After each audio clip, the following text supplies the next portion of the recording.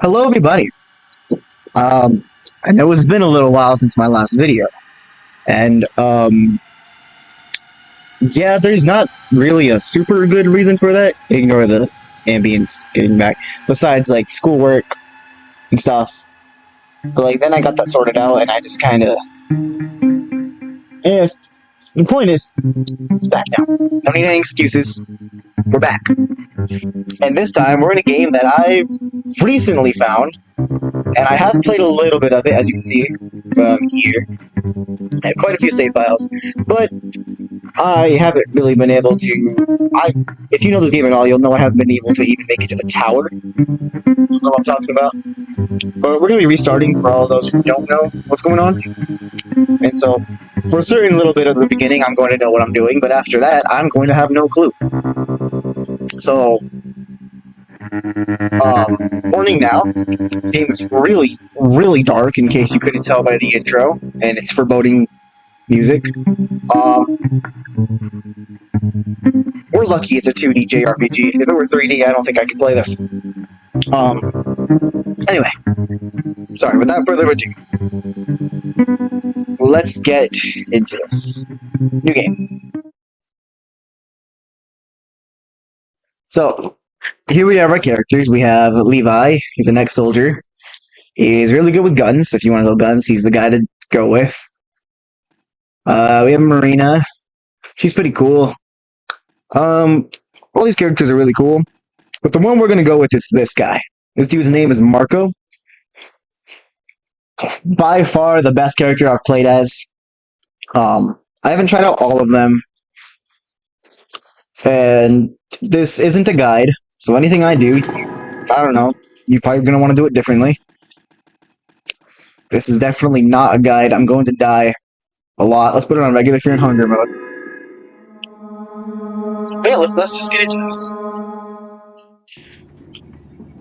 I'll play the intro too.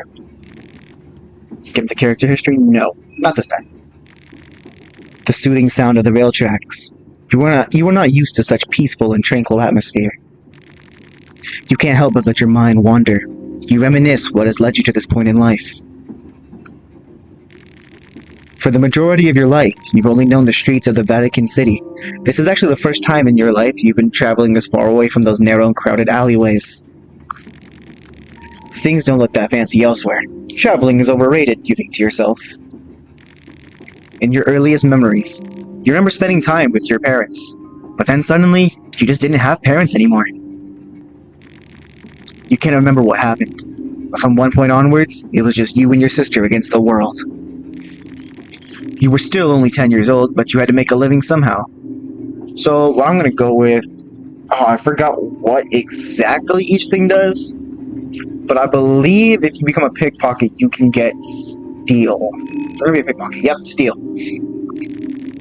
You'll see what that does later, if I manage to find a way to use it. The Vatican City was full of streets.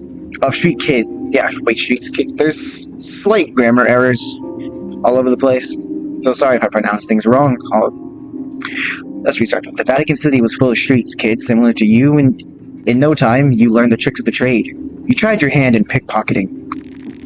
It worked for some time, but too often you got caught in the act, which resulted in you getting beaten up. The streets schooled you hard, but as you grew older, you noticed that you started to tower over those who bullied you before. If someone still tried to do you dirty, you were quickly able to give them a taste of your own justice. Because of your size and skills... I gotta talk properly. Because of your size and skills in fighting, you started to attract attention of the local street gangs that tried to recruit you as their muscle. This never sounded right to you. You had been extorted of your measly salaries too many times. You didn't want to do the same to anyone. But turning down small-time criminals only got you to further trouble. Almost every other night, you'd end up in street fights. At one point, you realized that you were doing more fighting than actual work. Not to mention, that's where you got most of your money, too. You started to consider fighting as your job. Maybe it'd be worth investing into it more. You started to work out more regularly and follow a strict regimen. I am going to improve my footwork. You thought that swift feet would prove useful in the boxing ring. It wouldn't matter how hard one would punch if that punch never connects. You spiced up your boxing drills by tying sandbags to your arms and feet. Every time you started to get used to the weights, you double the bags. You didn't really feel the change until you finally dropped the weights and noticed how light and lightning fast your movements were without the additional baggage. Your agility leveled up at least twice during all of that. So get +2 agility. You were doing alright in fights, so much that you started to build a little reputation on the streets. In no time, you moved on to underground boxing rings, where there was more money on the table and less dangers of the opponent pulling a knife in the middle of a match. Less danger. While you were busy in the ring, your sister had grown into a beautiful young woman who attracted all kinds of admirers.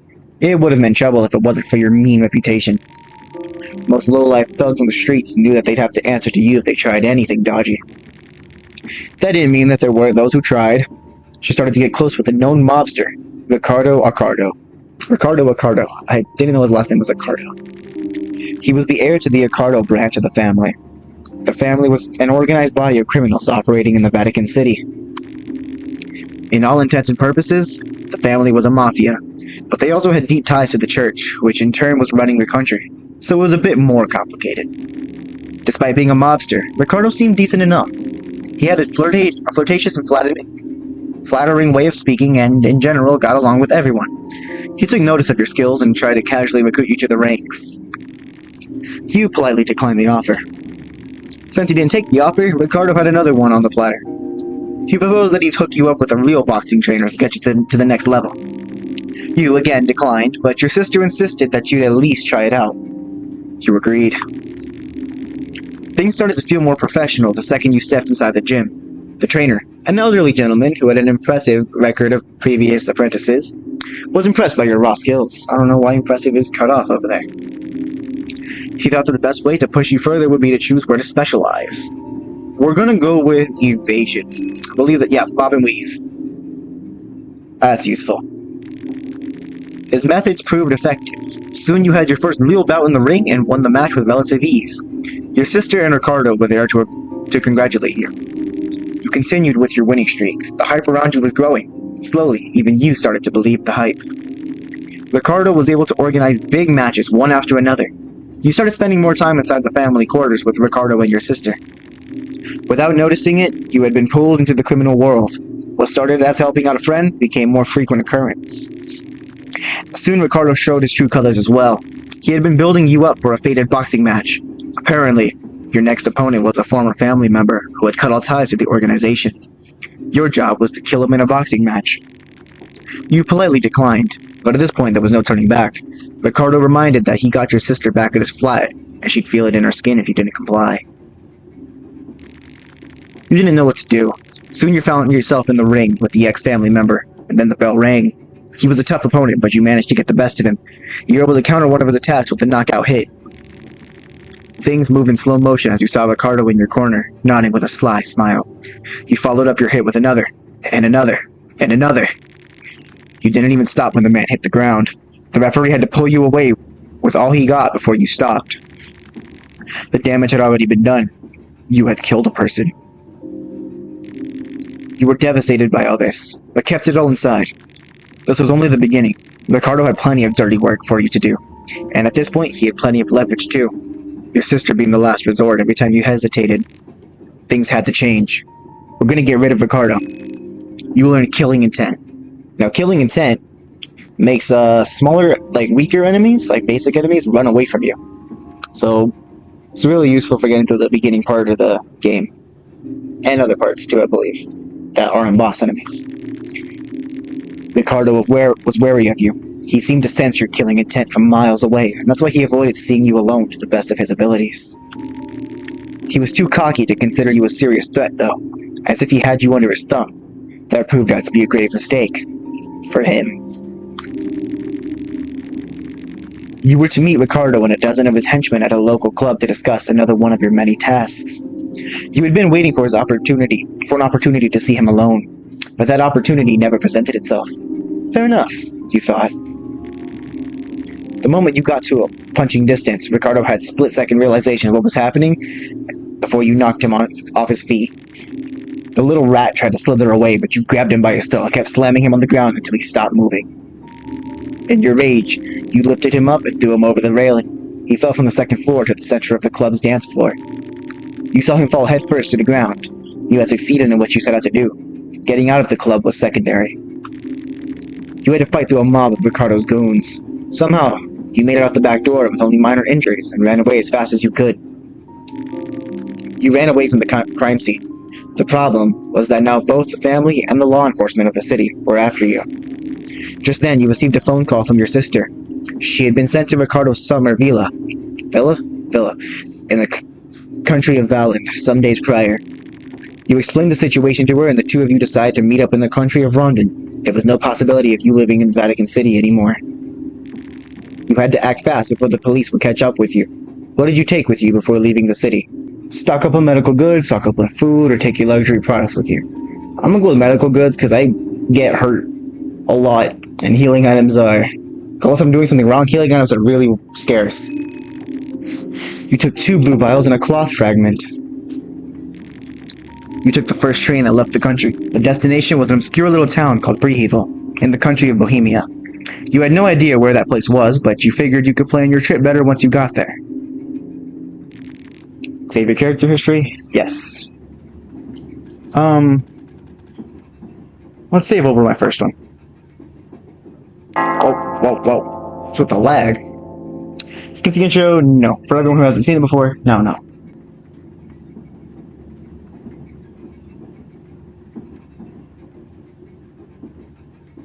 Ooh, who's that?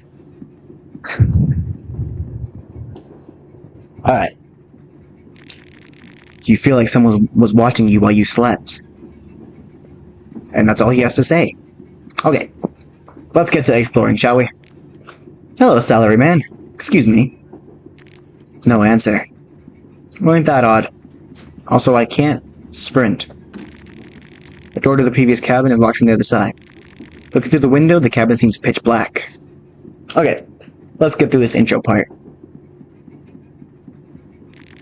You search the luggage. You find 4 shillings. Woo! I'm rich!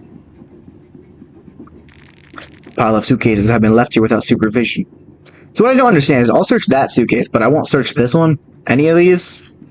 Imagine all the blue vials I could get from those. You search the luggage. You find a small key. Oh, hey, that's useful. Actually, a lot of things in the game are useful. You search the luggage. Purifying talisman. Huh.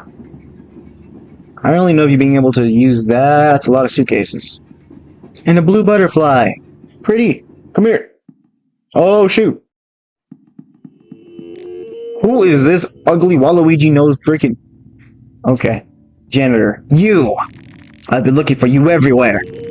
Just where did you think you ran off to? Don't you understand the hurry we're in? No, I don't understand the hurry we're in.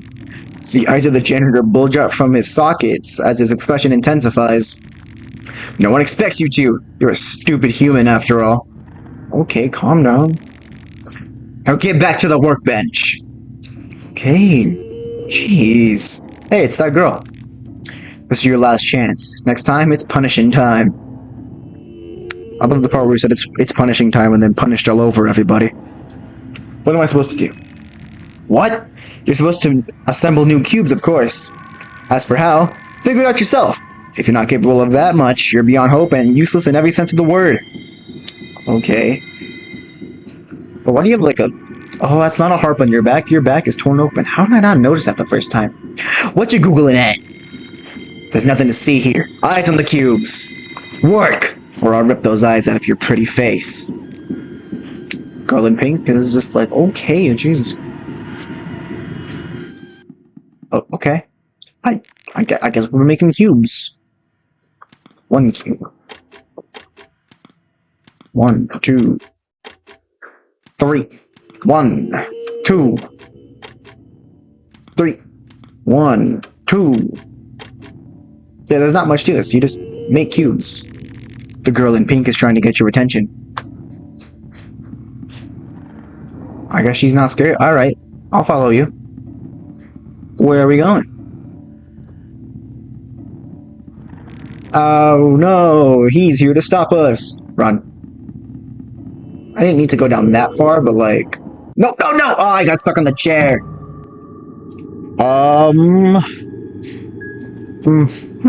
Okay, well... I could beat him up. I know about the limb system and all that stuff. Oh, okay, he hit me with his arm instead. No, please don't. Oh, hey, I didn't lose an arm. Please, please, no. Yes! Yes! And you missed, you suck! You're trash. You're garbage. 450? Nice, nice, I'm critting already.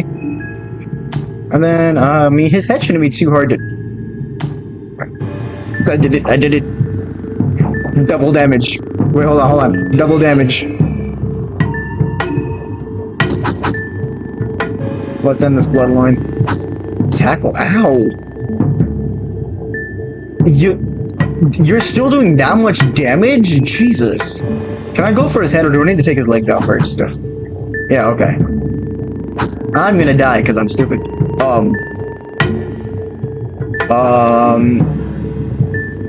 Can I run? I should probably run, right? Yeah. No, go up! Marco, go! Marco, please! Marco, stop getting stuck on crap. Go! Up. Run. Fast. Go, quickly, thank you. Into the everlasting darkness. Your head hurts. You feel like you're losing your mind. Hey, this guy's got a cool helmet. Can I have your helmet, sir? No, oh. Who are you? Ugh. Okay. Okay. Oh. And, oh. They just hit me with the TV static. Who's this guy?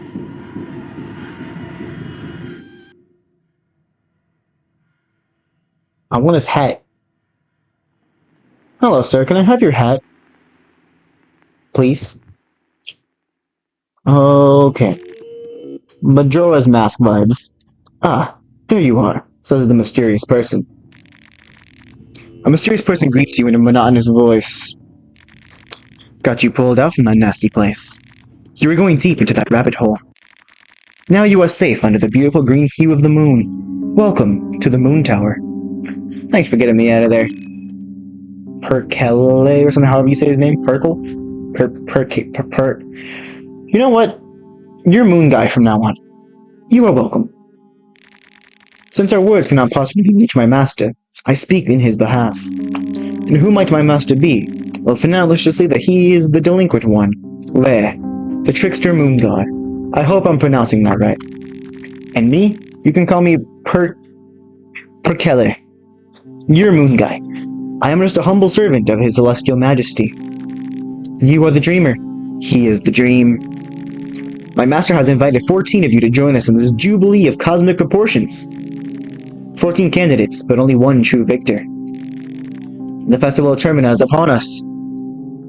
I don't want any part in this. Ah, but it is not a matter of what you want any longer. I will punch you too, Moon Guy. Don't make me. My master doesn't give options, and frankly neither do I. I will punch the moon. I'm gonna knock the moon. I'm gonna uppercut it back into orbit. This must all be very confusing to you. I won't burden you with any more information at this very moment. Just head towards the tower. That is all you need to know for now. I would gladly answer questions once you get there. Moon Guy, I'm gonna go to that tower. I'm gonna punch you in the face. I'm punching you off the tower. But until then, let us meet again under the moonlight. No, I'm punching the moon out too. You wake up suddenly. Was it all just a dream? Salaryman's gone. The train. It seems to have stopped. And that was the intro. I don't know whether or not I was super mysterious to you, but if it was, don't worry. It gets even more wacky. Anyway, it couldn't have been a dream since everything we looted is, well, still looted. Except all the suitcases have been replaced with this. These seats are perfectly suited for resting. You just need to clear all the papers out of the way first. You find a combat manual and a pre-heal map. I don't really need the manual, but the map is helpful. Hello, salaryman. The man in the suit is talking to himself. He seems to be completely lost in his own thoughts, though. I'm late already. So late. Okay. Wait till you see outside, though. Boom! Can't see crap! So that must be the best course of action for now, says the man with the checkered pants. Hello, Dan. You interrupt the discussion. Oh, the big Chad got up. Girl with pigtails says. Alright, I've seen this, but for everyone who hasn't, who are you? What's going on? Man with checkered pants. You must be just as clueless as the rest of us. The train left us all here at the outskirts of the city. All of the train personnel, everyone, gone. No explanations. That's troublesome. No kidding. We decided to stay and wait here for a while. Someone has to come for the train sooner or later. So if you're not in a hurry, I recommend just taking a seat inside and trying to relax. Girl with the glasses. Maybe we can introduce ourselves. Yeah, sure. The girl with pigtails. My name is Marina. My name is Olivia. Lovely to meet you all. Likewise. August. Can't wait till you're playable. You can call me August. Karen Sawyer, a journalist on duty. And she has Leon's coat. And you can't tell me the Luger pistols don't look like Red 9s. That don't look like the Red 9. You'll see what I mean if you see him. Hey, I'm Henrique. I'm gonna just call him Henry because I don't want to mispronounce that. Hello, Henry. And this mystic gentleman over here is Osa. It was Osa, right? Silence. Or silence. Silly man. I'm pretty sure it was. We were the first to wake up.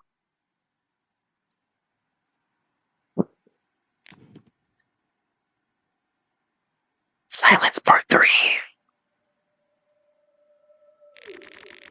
Before you came out, we were talking about this. You saw a peculiar nightmare as well, didn't you? I guess. What of it? Everyone saw the same dream before waking up in the train. The moon, the girl in a pink dress, the festival of Termina. It all felt too real to pass off as just a dream. Not this talk again. We should have asked that army pig, that Bremen pig. He was in way too much of a hurry to leave. I bet he knew something. This smells like a sadistic army experiment. Sounds exactly like something Bremen army would be a part of. They had similar hallucinogens experimented on war prisoners. Now that the war is over, they have to get their guinea pigs elsewhere. I wish I had your capacity in Feist, but I really have a hard time believing every conspiracy theory floating around. I'm a journalist. I've covered wars, you know. We don't need some flaky eye-patched foreigner telling me what's possible and what's not. Hey. Dan got the eye patch. If y'all are interested, you should go see Dan's backstory. The purple or blue-haired eye patch guy with the cigarette, checkered pants. He has a pretty in-depth backstory. Everyone here does, but like I'd say Dan's probably like my favorite. So respect the eye patch, Karen. You haven't seen what I've seen during these past few years. I've covered wars too, you know. All men and women for the past decade or two have covered wars. What's your point again? I've seen my fair share of hallucinogens as a doctor, and I can tell from a first-hand experience that there are no known chemicals that create visions that vivid. Especially visions that are identical with this many people. Silence Part 4. You can feel the tensions rising between these two people.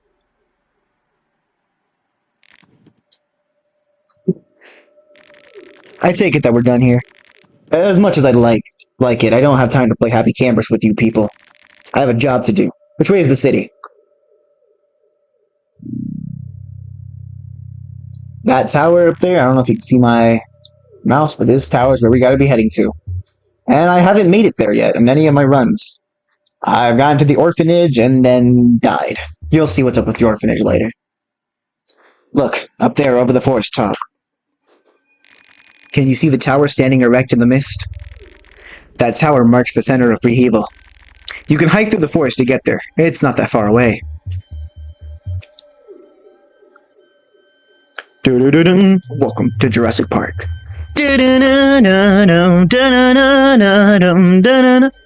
Okay, sorry.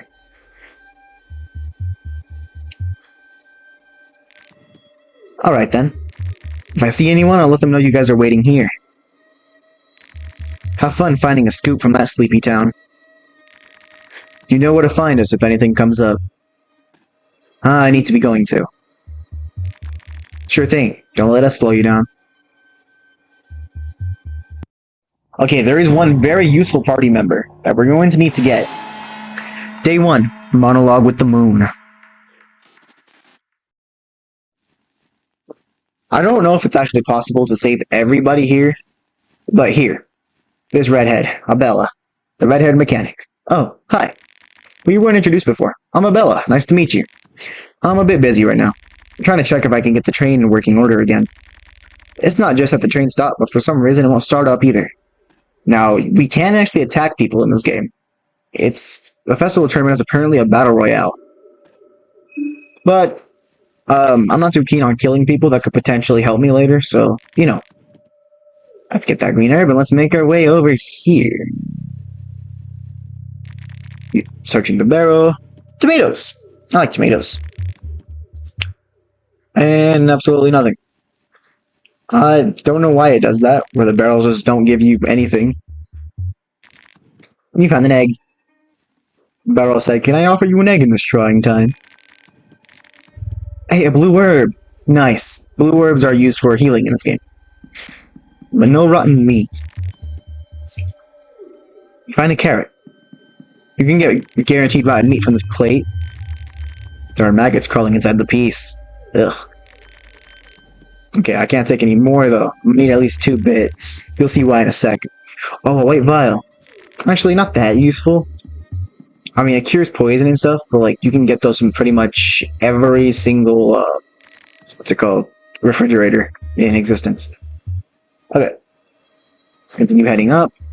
Over here. Wait, that's not what I want, is it? Yeah, okay. I haven't played as Olivia yet, but I'm fairly certain you need to be Olivia to mess with these plants, because she's a botanist. You pick up lavender. Making my way downtown, walking fast. Oh god, this is quite a sight to see, alright. Can I take his leg? No, wrong button. Can I take his leg? I hacked off arm. Oh, that's an arm.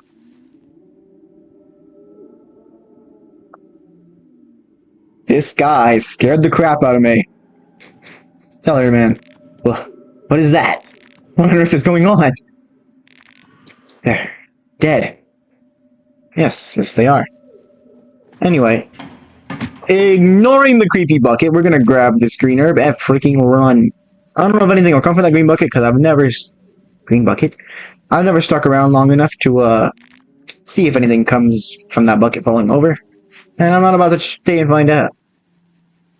Okay, there was a boss-type enemy up ahead, though. I'm gonna get my stamina back real quick. Okay, that should be good enough. Hopefully, maybe. Head up!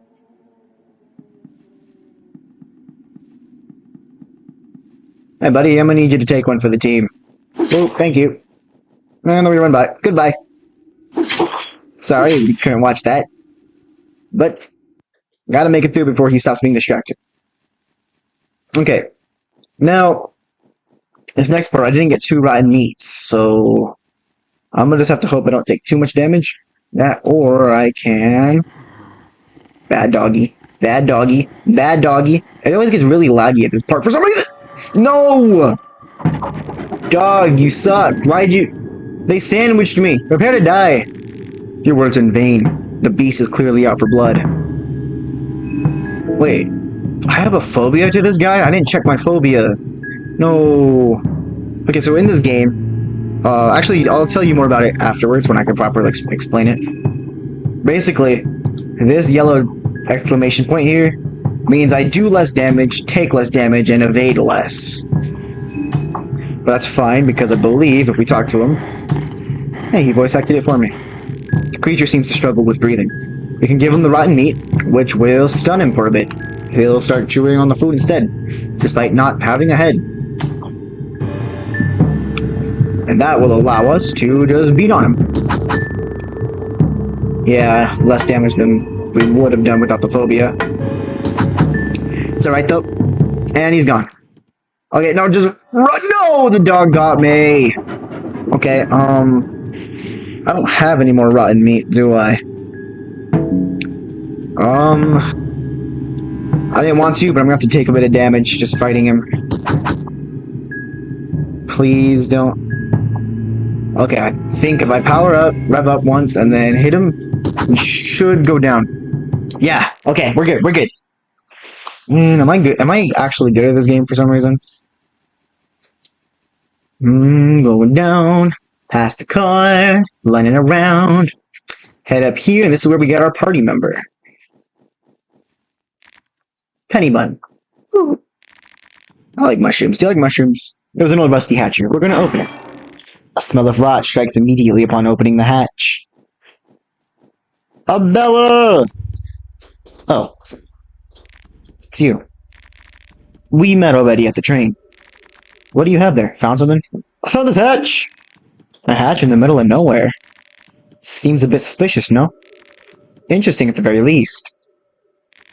How about we hop in and see what's under there? I do want to go... we can do that in there.